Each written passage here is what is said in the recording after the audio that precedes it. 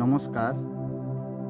আজকের ভিডিওতে আপনারা অনুভব করুন, কোনো মানুষ শৈশব কৈশোর থেকে শুরু করে তার জীবন প্রক্রিয়া প্রকৃতির সান্নিধ্যে থেকেই সেই মানুষ বা সেই ব্যক্তি অনুভব করতে পারবে প্রকৃতির কী রহস্য, প্রকৃতির কী দাম, প্রকৃতির কী মূল্য।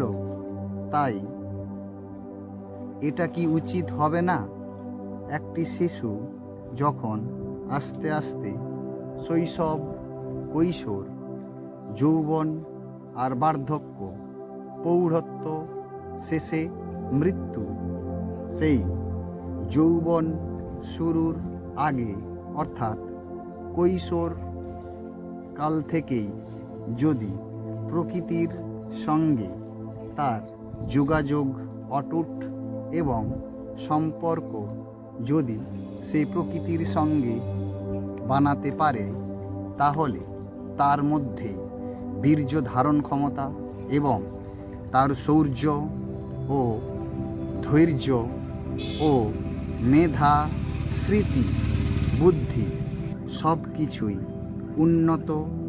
উন্নত ও আরও উন্নত হওয়া সম্ভব। তাই এই মুহূর্তেই প্রয়োজন কৃত্রিম জীবন বর্জন করে প্রকৃতির সান্নিধ্যে আসা এবং প্রকৃতির সঙ্গে জীবনযাপন করা। ওম শান্তি।